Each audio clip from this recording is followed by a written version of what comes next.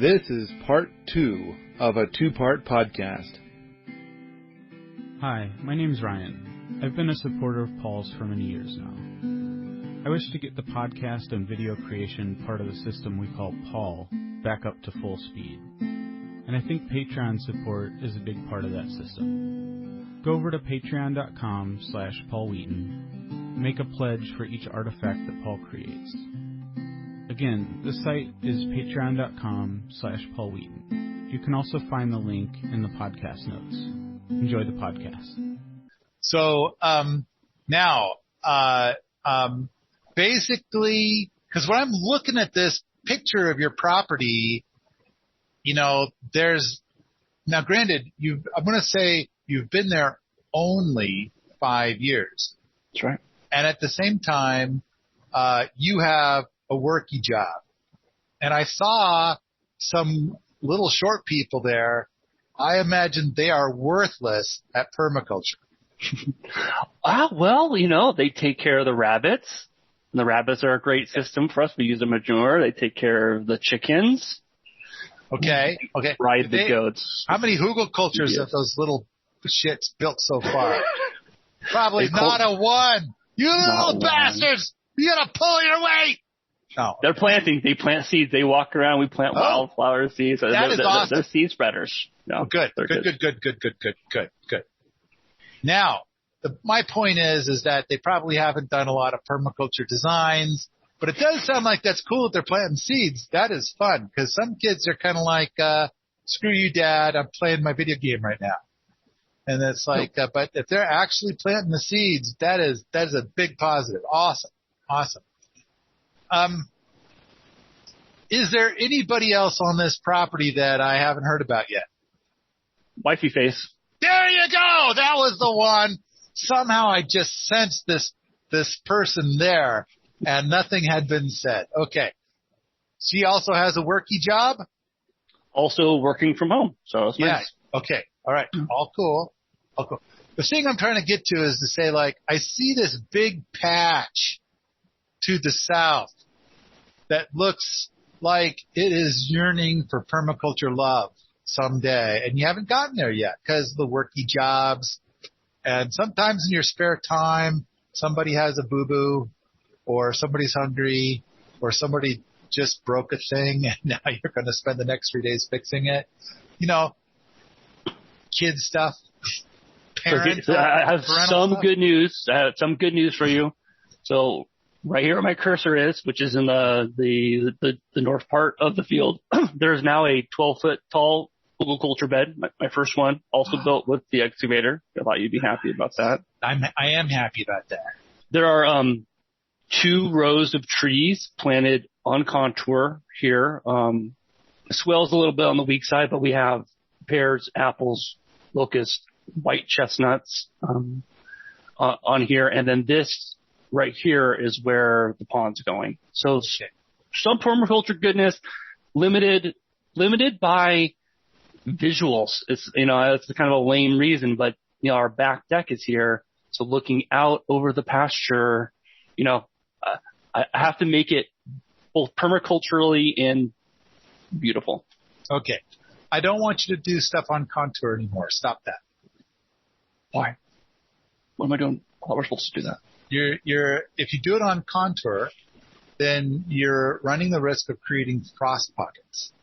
And as much as you're in a much warmer area than I am, you still have a limited growing season. In fact, I'm going to guess that your growing season might be only slightly longer than mine. So if I've got a 4-month-long growing season, do you know how long your growing? By growing season, you know what I mean by that? It's that time from average last frost to average first frost. Do you know what that time span is? Yeah, late March to October.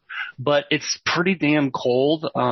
We have to do some season extending stuff to really get anything going. Okay. So for our raised beds, we do have like these mini greenhouse covers that we put on to get things going earlier. All right. Season extension. So when you do stuff on contour, or and do stuff, but I guess in the world of do stuff on contour, that would include swales, and you use the swale word, then you are encouraging frost pockets. And so that makes it so that you are shortening your growing season, which sounds the opposite of what you were just saying, which is extending the growing season. Am I close? Yeah. Yeah. No, that sounds right. The thought process was to try and keep it moisture longer, right? To kind of mitigate the water challenges in the summer. But honestly, I couldn't tell any noticeably different area on the swales, right? They didn't stay greener significantly longer than the rest of the pasture. All right. I've got like 8 thoughts all, fighting each other to jump out right now. But let me just go with this one. Have you gone out in like 5 different locations on your property? Because there's some stuff close to the house that's more of your zone 1, zone 2. There's that stuff that we were just talking about where you've been building some things that looks more like your zone 3 or so. Have you gone out to different spots on your property and dug a hole like maybe 1.5 feet wide and 2 feet deep? Yeah, four different locations. Oh, good. And what can you tell me about what you saw when you dug these holes? It's funny. And I've also did the soil shake tests and all of these. Okay. It's all exactly the same. It's all this brownish red, silty clay. And then the one variation is in some areas of the property there's a bunch of giant rocks in it. Other than that, it's pretty homogeneous. Is it giant rocks mixed into the silty clay, or is it like a bunch of giant rocks, and there's no? No, yeah. Multi silty clay. Once in a while, you'll hit a big giant yellow rock. Okay. I think it's really important for you to take your silty clay and do the mason jar test. You know how to do that? I'm showing it. You're showing it to me. But you're not going to believe this. Look, there is literally no layers. There's no layers. It is all one layer. I have done this 3 different times, and I keep shaking it up. I even put it on a washing machine to see if I could filter it out. It is just one dark brown layer. So is it all silt? Is it all clay? It's definitely not sand. It's definitely all silt or all clay.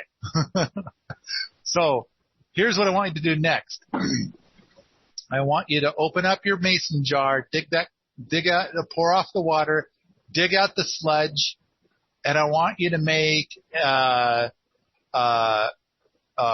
don't know, like a little plate out of it. And then set it aside someplace where it could dry. And then what we want to find out is, does it crack?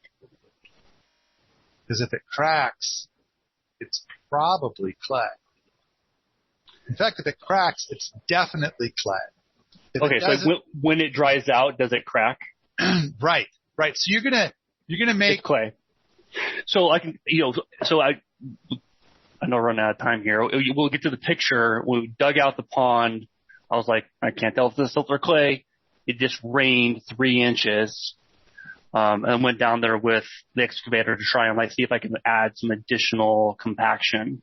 And then as it dried out, everything cracked. Okay. That's definitely clay. Yes. It's a type of clay. Now there's many types of clay. But, there's ceramic clays that don't crack, right?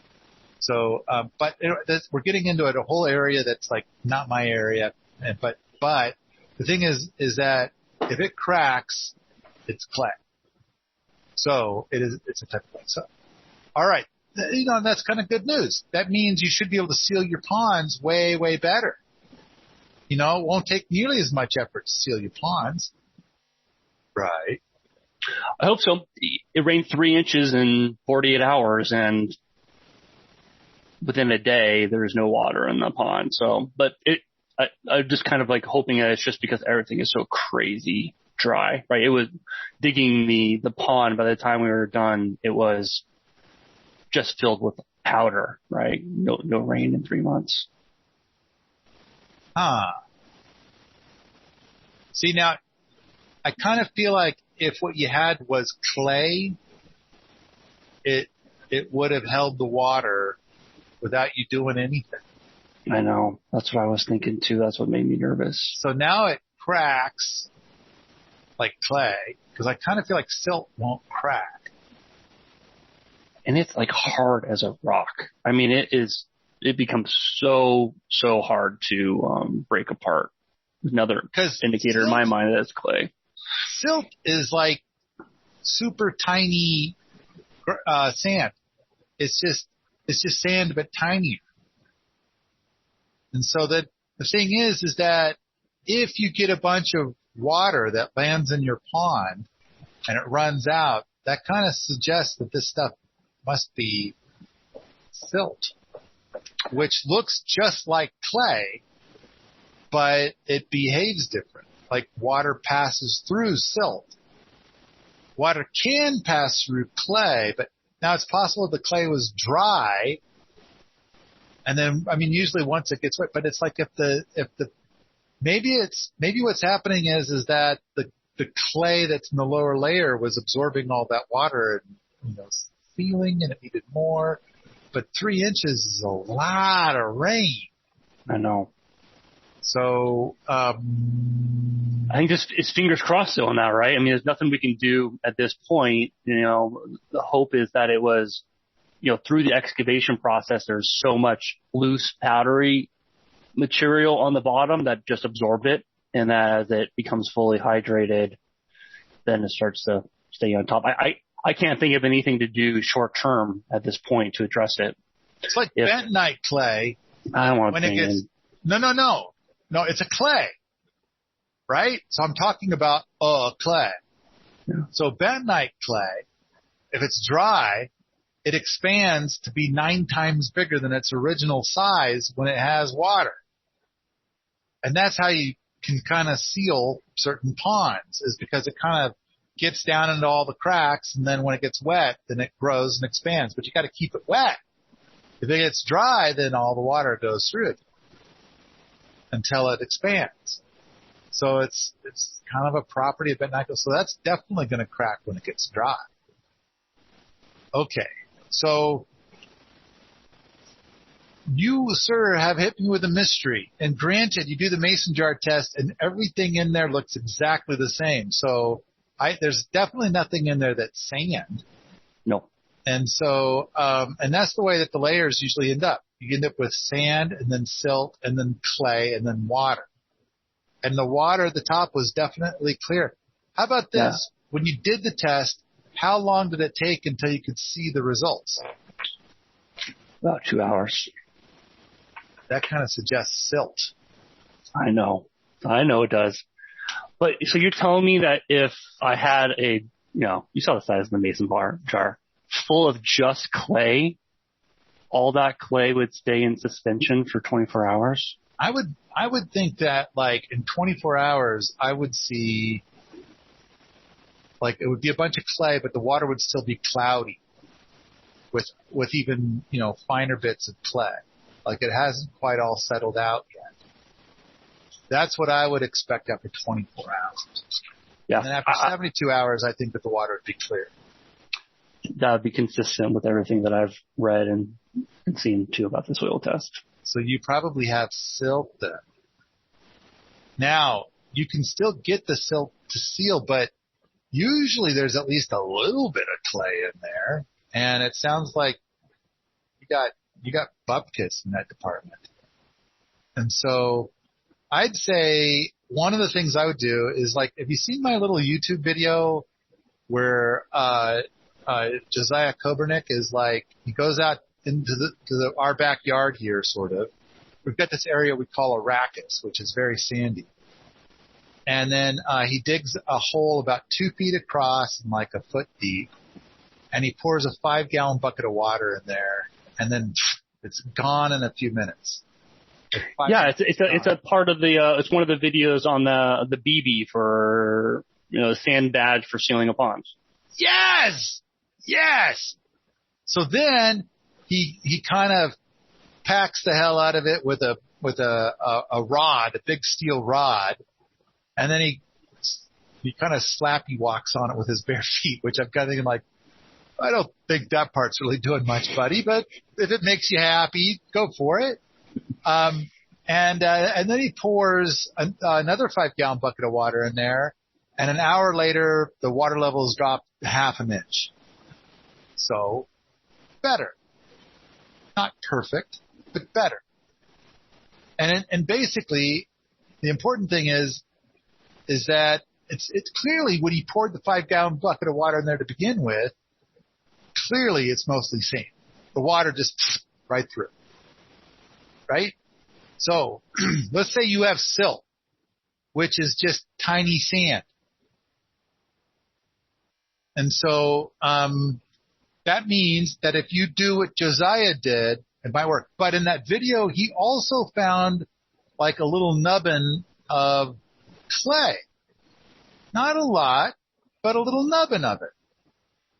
And he kind of tried to mix that in as he was doing all of his packy stompy stuff. All right. You don't have any clay. But you do or have, all clay. There's still a chance, right?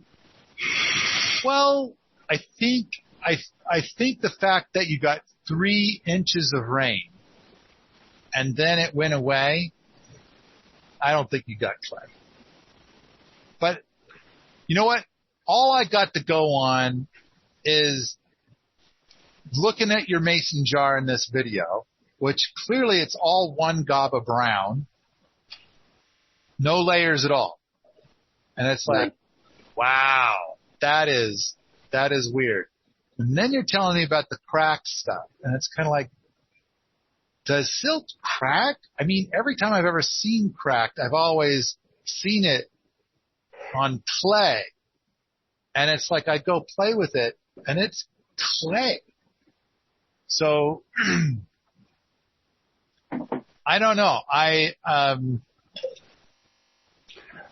figured if it doesn't seal, then we're bringing the pigs back next year, and we'll basically turn it into a giant wallow. And that would probably be like plan 2. What about the snake test? Have you tried the snake test? Yep. That's worked. Yeah, been able to make like a long, skinny tube, like rolling it together. That's worked.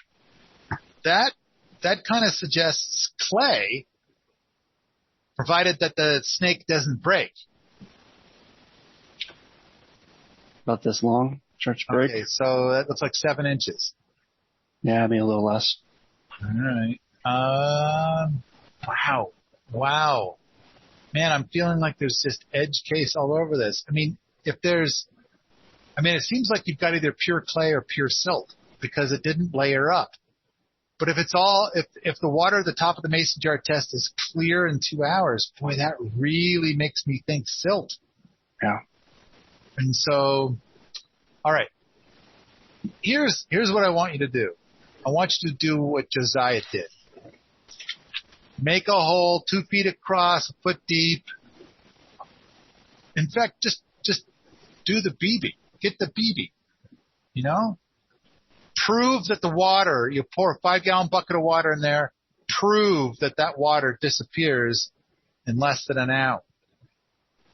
And then go in there like with a pointy digging bar and then stab that ground over and over again like 100 times at the pointy end going into the ground. Because basically you're emulating the pig's hoof right there. Stab, stab, stab, stab, stab, stab, stab, stab, stab, stab, stab, stab, stab. So you're going to do all this stabbing action in your micro pond, and then put in another 5-gallon bucket of water and see what happens. You know, it'll probably seal, but I need to know that. I need to hear it. You need to know that. Does this help? It gets me to BB10 anyway, so sure. All right. So you're on BB. You got 9 BBs now? Yes. Yeah. Smooth. All right. Okay. We're a little past time. I'll give you one more question. What do you got? One more thing to talk about. Okay. So let's take a look at this picture. So here you can see at the top of this picture, here's the seasonal ditch coming in. All right. And here's where the pond started. Okay. So geographically, I couldn't do the finger spillway because of where the pond and the fence line is. I would have to build that swale finger onto my neighbor's property. So, thinking about the world domination gardening videos that you can get on richsoil.com, one of the things you talk about is slowing capturing the floaties and sinking the sinkers, something along those lines. So I did try to leave the first part of this ditch in here. And then as it enters the pond, piled up those rocks there to, one, stop erosion, also to aerate. Hopefully it's going to kind of splash around, at least when the pond is not full. Any thoughts on what can be done better here, or okay, you like or don't like? The part where we're trying to get the sinkers to sink and the floaties to float, that's because the water source that we have is very questionable. And part of the mission was that we're so desperate for water, we want to take this filthy water that's got toxic gick in it, and we want to get the toxic gick out. And so we were trying to get that out. But for you, this water is coming from a very reliable place. So we don't need to worry about getting the toxic gick out. The water's going to be pretty clean by our standards, even if what comes in is looking muddy. Maybe that's what you're thinking about. Is like, I want it to become clear, and be not muddy. Yeah. Okay. Now, one thing that might be because earlier we were talking about aeration. So one thing that might be kind of a nice thing is that, because you got 2 ponds, right? This is your lower pond. Mm-hmm. And then there's the other pond that's up higher. And so one thing you might do is to set it up so that the overflow from the upper pond runs into this pond. And then when it comes to aeration, another thing you might do is to set up something so that whenever the sun's out, and there's a BB for this, whenever the sun's out, it hits the solar panel, which activates this little pump, and then it pumps water up to the upper pond. And it dribbles it into the upper pond, piddly, piddly, piddly, adding oxygen to the water. And then the water that flows down to this pond goes piddly, piddly, piddly, adding oxygen to the water. So whenever the sun's out, a lot of piddly, piddly, piddly action. And then if the intake from the pump is kind of like, a couple feet off the bottom of this pond, then in theory, it's between the floaties and the sinkies. So nice clean water is going up to the upper pond. What do you think? I like it. And I think I recall that. I think that was inspired by something you saw at the Bullock Brothers, right? Just like a straight, simple panel to a pump, no converter. Right.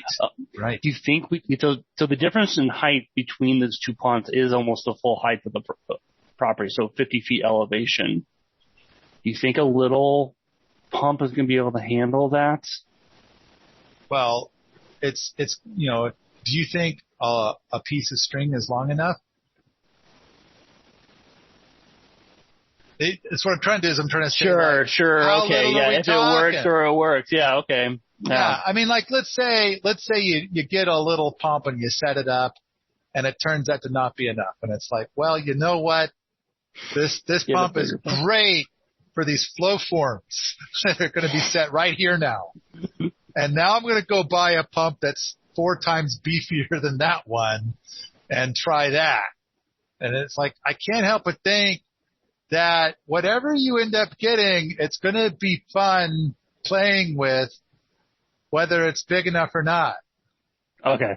Okay. Fair point. Fair point. Now you'll have two, and hopefully the missus isn't like, staring down the length of something at you to be like, you're spending too much money on your toys there, buddy.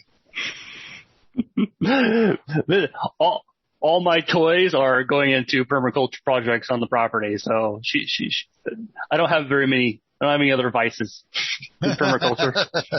Okay. And it's like, it's going to turn into food. I'm making a chinampa. That's what I'm doing. It's going to have so much food. Yeah. Feed the kids. Somebody's got to feed the kids. Like that. Yeah. It's starting to not work. We now have more food than we can harvest. So that was kind of like the initial first few years, is to be able to go outside and have food from, spring to end of summer. And, yeah, get those kids out there grazing so you don't have to pick it for them. Or they look like they're about big enough. Go out and get me a couple pounds of potatoes for dinner tonight. Yeah, like that. They've started entering that phase. It's a very nice phase when walking in with a giant basket of vegetables or fruit. You there, BioRemote 1, go get 2 pounds of potatoes and don't give me any of your sass. Yeah. And BioRemote number 2, go get carrots. And don't eat them all. So, and later you'll be telling them to eat them all. So, all right. I'm not sure if I answered your question, but I didn't really understand what the question was. There's floaties and sinkies, and there was this little bunch of sticks that were like a shitty bridge, and I don't know. I made something up. Oh, that's a great bridge. That, for a 10-year-old, that is a fantastic. Okay, you're right. A fantastic bridge. I'm going to go step on your bridge, and then it won't be a bridge anymore. But sure, for a 10-year-old, it's great. You're right. Somebody said, I posted this on Ferment, so it looks tiny. I'm like, those branches are like 5 inches in diameter, and that's like a 10-foot high rock wall. So I think maybe the perspective of this photo isn't working very well. Okay. All right. Yeah. I thought they were like 1.5 inches. No.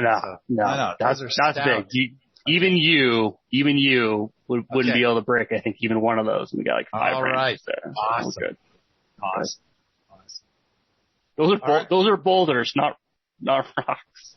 Okay. One of the top almost tipped over the excavator. So. All right. Lovely. Beautiful. Thank you for your time, Paul. You're welcome. Thank you for your money. I already spent it on something. I don't know what. Probably $104 I ever spent. Why was it $104? I'm also supporting your Patreon for podcasts. I'm double paying for this. Okay, double paying. Yeah, nice. Sucker. So yeah, I probably spent the money on the Rocket Mass Heater Jamboree is about to begin, and it's running way in the red for all the reasons.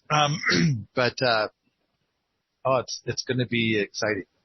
So I just got done. I was down there talking to all the boots and Fred as they're gearing all the stuff up, and I'm like, I gotta go. I got a meeting starting, right now. I gotta run. So, just because we're doing all the things to get ready, and we've got this mountain of materials for all the projects and stuff. And not sure if there's going to be a videographer or not. It sounds iffy. Oh, that'd be a bummer. Yeah. I could read that on your face right there. Like, it's going to be videoed? Because I'm not going to be there. Video it. I've attempted to build a rocket mass heater, and it is a uncompleted project in my shop. So video of the Jamboree would have been awesome. I feel like we've come up with a couple of really cool new ways to bring the cost down to 1/10. And it's better. And it's like, we're going to do more experimenting in this space this year as we're doing all these projects. But, yeah, it would be great if we could get a videographer. And for a while, we had one lined up, and she flaked. It's like, and at least it's great that she told us that she flaked, and we could try to line somebody else up, as opposed to other videographers that just don't show up. So, and it's like, all right, well, we'll make the best of it. But hey, we are obsessed with experimenting. At the same time, we've got so many rocket mass heaters that are working really well that the concept is proven. It's the optimization that we're working on. And we've got, in fact, the Gamera rocket mass heater has shown up. So this is a commercial rocket mass heater in Europe. It's here now. And we're going to be putting that under the red cabin. Sky Huddleston, who's the Liberator guy who sells the commercial rocket mass heater in the United States, he's bringing one, and we're putting it into the wood shop. Now, the Gamera is only a 4-inch wood feed, though, right? Well, they have this whole different way of measuring everything. They call it metric or something like that. And so, and they like 10 centimeters. And they have and over in their country, they have a different word for everything. You can't even understand what they're saying. So, it's like, so it's probably not going to fit right into your concept of inches. But my understanding is you can think of it as a 5-inch system. And so a little bigger than a 4-inch.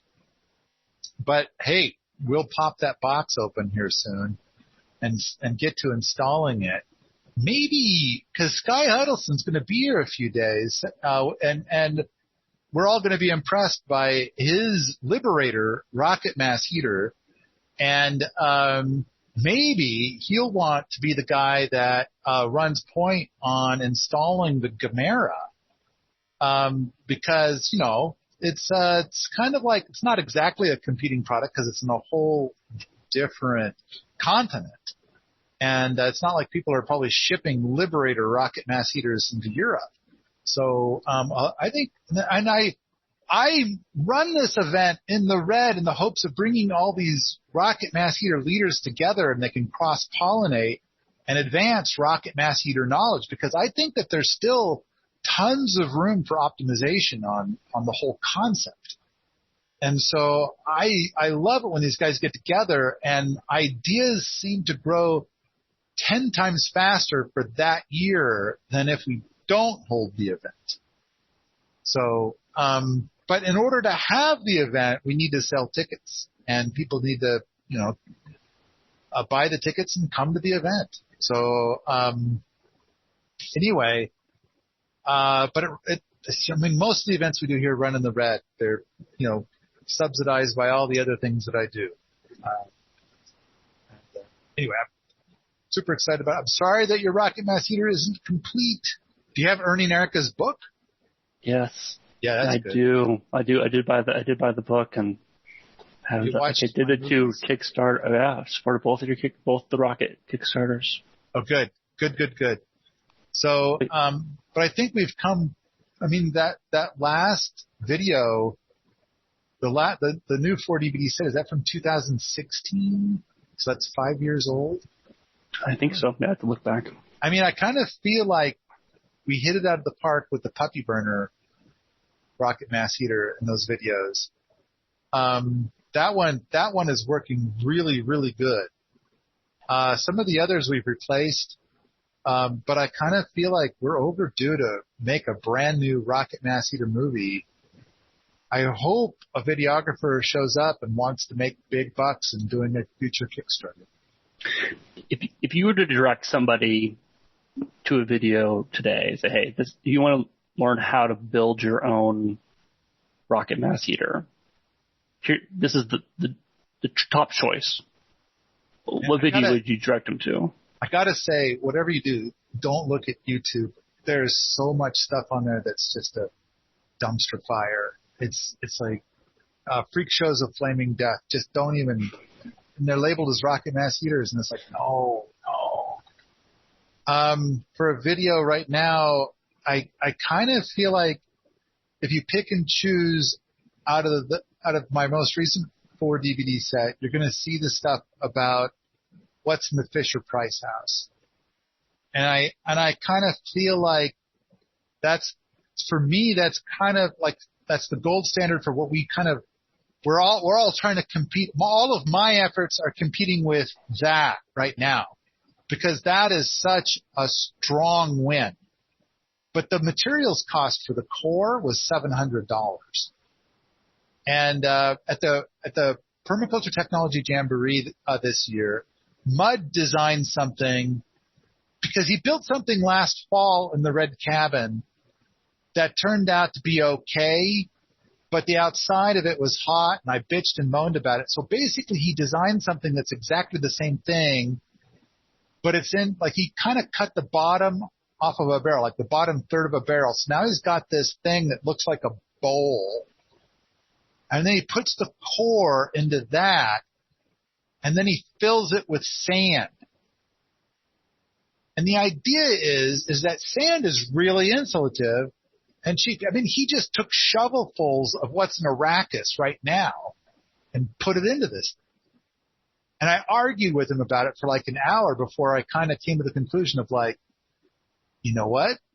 I do think that is probably pretty smart. I mean, there's room for probably optimizing it some more, but to have that full fire brick core wrapped in metal to give it strength, sitting in a bowl full of sand, I think is going to be the recipe for the future. And then instead of using this molded ceramic fiber tube that is inside the Fisher Price house, Rocket Master, which we're seeing the price of those exceeding $500 now. It's instead we're getting this material from Thomas Rubino where it's a blanket, and then but the price is lower, the environmental impact is lower, and I think that the insulative property might be much better than anything that we are using now. And we're going to be doing a bunch of tests with it this year in a week. Wow, it's 1 week away to the Jamboree. Whew, so like as most people are listening to this, it'll be like day 1 or day 2 of the Jamboree. Well, I appreciate you going well over the hour, and sorry, I get excited about my topics. No, it's great, and I am sorry that I took you away from such an important activity. I just want you to know that I'm very appreciative of your hour and a half today and all the work that is happening out at the lab with the boots and the team and Fred. Like, it is inspiring a lot of people. So if you ever feel lonely or you're raging against the machine by yourself, there's a lot of cheerleaders out here, and you are changing the behaviors of more people than you know, and more people than that you just see on your daily-ish, because we're out here spreading the good word. Thank you so much. I do feel like once in a while I get a link to something where somebody's bad-mouthing you on the internet, and by the time I get there, a lot of lovely people have kicked all those people in the nuts about 100 times. And that's a good feeling. And I am getting more and more to the point of like, in each of the cases where there's naughty people saying ugly things about me, it's like, I think that the big takeaway I have these days is like, you must be awesome when people that are bad-mouthing you have to either exaggerate by a factor of 100 or come up with complete fiction in order to say something bad. And I kind of feel like, so I'm kind of, I don't know, I'm finding my silver linings. I wish that somehow there was, like, I wish my book was selling 1,000 times better than it is right now. I wish for things. And I'm hoping that sometime soon, all my stuff, like one of the things I made at some point is going to somehow go viral and carry everything else with it. So I'm just still making stuff in the hopes that day is coming soon. But thanks for the kind words. Thanks for your support. And I do feel like I get a kind word once in a while, which does help to keep me going. But I'm so obsessed, I don't think I could ever stop from all the stuff I do. But I am glad when we host an event and a whole bunch of people come out. I would like to get more booths in the boot camp. The booths that are here now, there's like 6 booths here now, would like to get more booths in the boot camp. I'm not sure what else we got to do to get that to happen. And I hope that more people will come. And I think we've got so many projects coming down the road. I'm drowning in projects for online stuff. So it's like I'm working on the Rocket Massacre book with Uncle Mud, and we've got this new Wheaton Labs tour movie. The Greenhouse movie is coming out soon. The Skip book, I'm spending an enormous amount of time every week trying to get to the layout on that so we can get it printed. But there's also some exciting projects in the hopper for the future, for future Kickstarters. And it's like so much happening. But it's all thanks to people like you supporting my Kickstarter, supporting this stupid $100 thing, supporting my Patreon. So, and actually coming out here once in a while and throwing your shoulder in. And it's like, we're moving forward slowly. I think, in fact, have you seen the Turbo Tour? The little 9-minute YouTube video with 65 things in it? Is that the one that was a teaser for the pre-order of the $10 video? It kind of is. It's kind of like what the tour video is going to look like, but it just like had a little 5 or 10 second clip of each thing. I paid my $10 for the full tour video. I'm excited for it. We're trying to get through a bunch of other things so that they can do that editing. But there's that little 9-minute video, which I think really gives you a good idea of how much stuff there is out here now. And the water is going in on the lab. I mean, the well is dug. The plumbing is being put in right now, today. And how many gallons per hour did you find? We got 2 to 3 gallons per minute, which is 10 times more than the amount of water we have at base camp. But it's still kind of a trickle compared to most people's standards. Still, it's enough to get us going. And then we can start adding in all kinds of permaculture water sources. And then we'll have tons. But, we're building the community. And, there are some people who have been here who have, they came by to try things out and they're like, I want it to be different. I want the boot camp to be half as many hours and I get twice as much stuff. And it's like, well, it's good to want things. Goodbye. Yeah. Anyway, so much happening. All right, Chris, that's it. I'm done with you. I'm done with the likes of you. All right.